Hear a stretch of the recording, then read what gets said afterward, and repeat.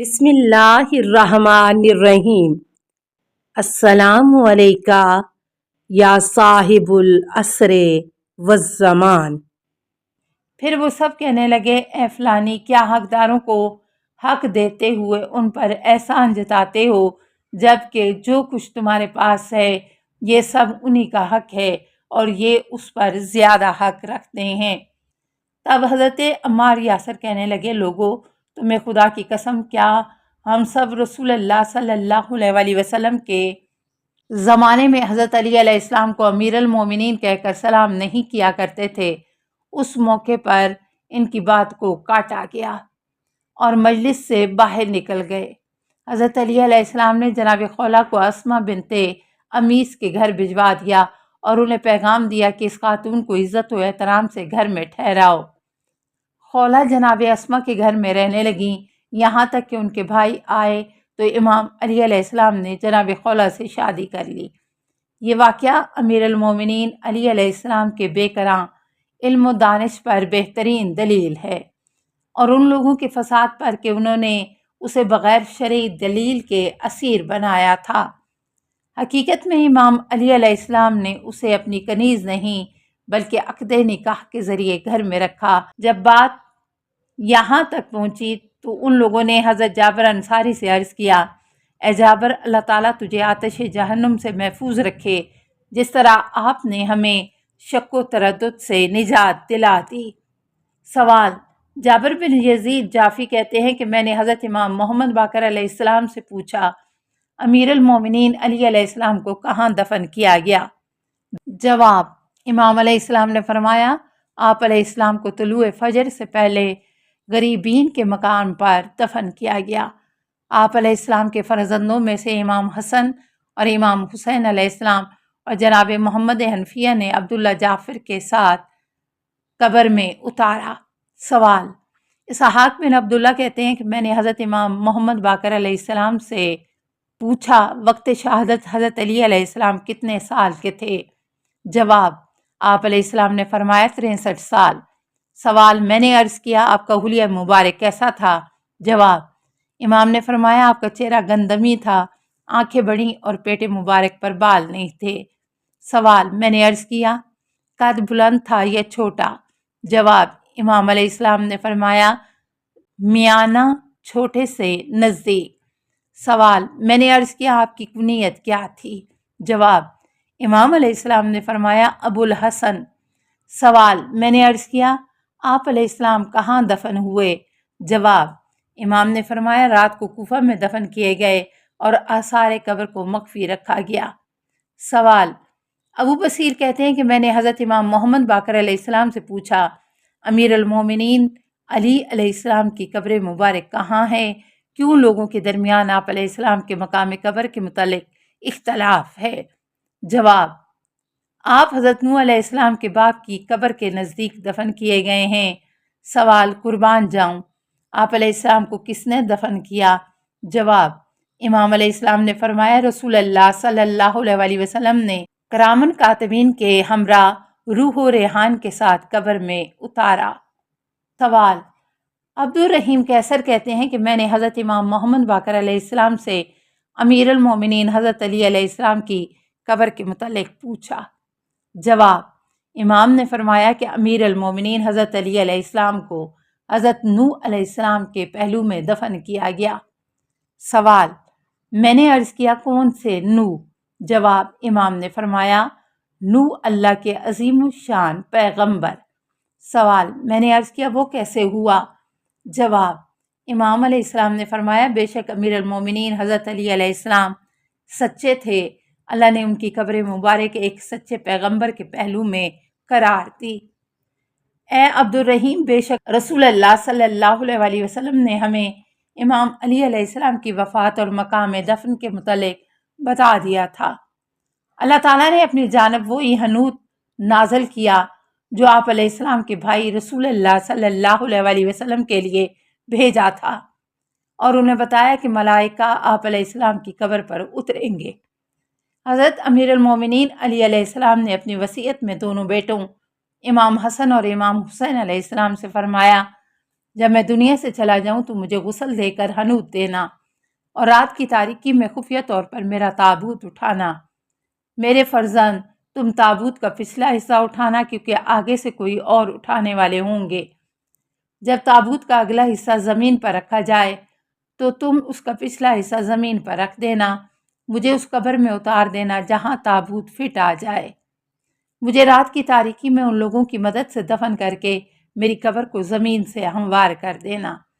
ابو بصیر کہتے ہیں کہ حضرت امام محمد باقر علیہ السلام کا ایک صحابی میرے پاس آیا اور کہنے لگا، خدا کی قسم تم پر ہرگز امام محمد باقر علیہ السلام کو نہ دیکھ سکو گے۔ میں نے فوراً ایک خط لیا اور کچھ لوگوں کو اس بات کا گواہ بنایا۔ اس خط میں لکھا کہ سوائے موسم حج کے میں مدینے کی جانب روانہ ہوا اور امام محمد باقر علیہ السلام کے گھر پہنچ کر داخل ہونے کی اجازت چاہی۔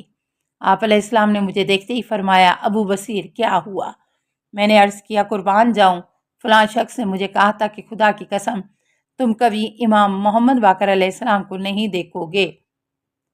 سوال: حلوی نے حضرت امام محمد صادق علیہ السلام سے روایت کی ہے کہ کچھ لوگوں نے حضرت امام محمد باقر علیہ السلام کی خدمت میں آ کر سوال کیا، امام کی کیا نشانی ہے؟ سوال: امام علیہ السلام نے فرمایا، بہت بڑی ہے۔ جب بھی امام کی خدمت میں پہنچو تو ان کا احترام کرو، ان کی عظمت کو مد نظر رکھو اور ان کے فرمان پر ایمان رکھو، اور اس پر ضروری ہے کہ وہ تمہاری ہدایت کرے۔ امام علیہ السلام کی ایک نشانی یہ ہے کہ جو کوئی بھی ان کی بارگاہ میں ہوگا، ان کی ہیبت اور جلال کے باعث ان کی آنکھوں میں آنکھیں ملا کر بات نہیں کر سکتا، کیونکہ رسول اللہ صلی اللہ علیہ وسلم اس طرح تھے اور امام بھی اسی طرح ہوتا ہے۔ سوال: کہنے لگے، کیا امام اپنے شیعوں کو پہچانتے ہیں؟ جواب: امام علیہ السلام نے فرمایا، جی ہاں، جب دیکھے گا تو پہچانے گا۔ سوال: کہنے لگے، کیا ہم آپ علیہ السلام کے شیعہ ہیں؟ جواب: امام علیہ السلام نے فرمایا، جی ہاں، تم بس۔ سوال: عرض کرنے لگے، اس کی کیا دلیل ہے؟ جواب: امام علیہ السلام نے فرمایا، چاہو تو تم سب کے نام، والد اور قبیلے کے نام بھی بتا دوں۔ عرض کرنے لگے، بتا دیجئے۔ امام علیہ السلام نے سب تفصیل بیان کر دی۔ کہنے لگے، آپ علیہ السلام نے صحیح فرمایا ہے۔ امام علیہ السلام نے فرمایا، کیا تمہیں بتاؤں کہ تم لوگ کیا پوچھنے آئے تھے؟ تمہیں اس آیت کریمہ کی تفسیر پوچھنی تھی۔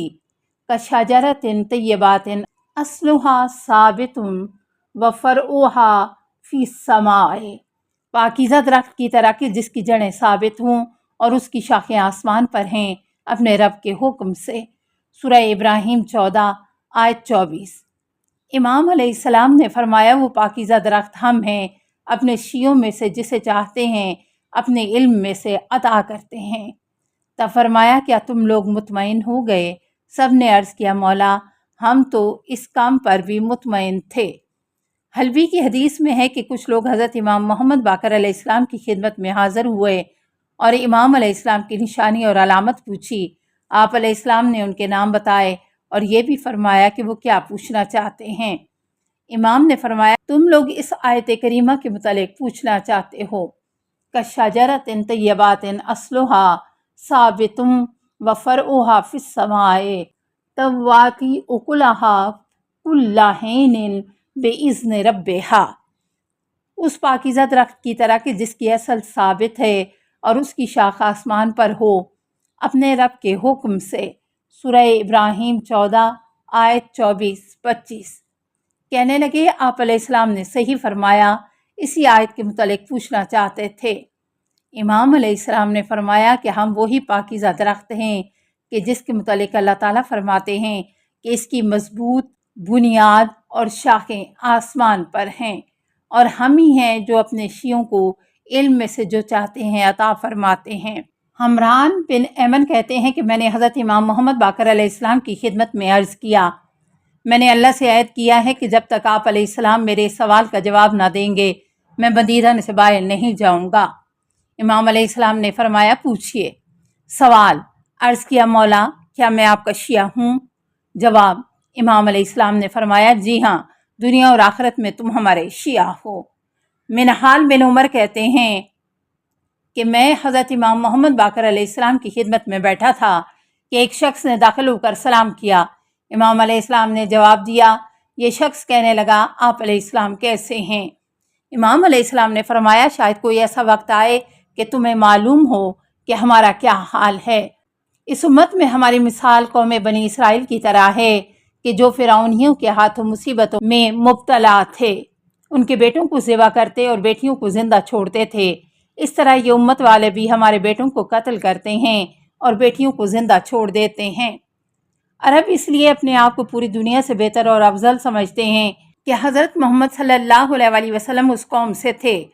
قریش کو بھی باقی عرب قوم سے اعلیٰ اور برتر ہونے کا اس بنا پر دعویٰ ہے کہ حضرت محمد صلی اللہ علیہ وسلم عرب کے اس قبیلے سے تعلق رکھتے تھے۔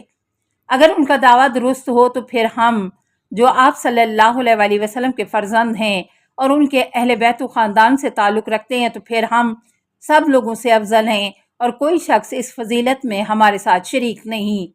السلام علیکہ یا صاحب العصر والزمان، الامان الامان الامان من فتن الزمان، السلام علیکہ یا خلیفۃ الرحمن، السلام علیکہ یا امام الانس والجان، السلام علیکہ یا مظہر الایمان، السلام علیکہ یا شریک القرآن، السلام علیکہ یا قاطع البرہان، السلام علیکہ یا امام زماننا، ھذا اجل اللہ فرجک وسہل اللہ مخرجک وظہورک، السلام علیکہ ورحمۃ اللہ۔ اللہم صلی علی محمد و آل محمد۔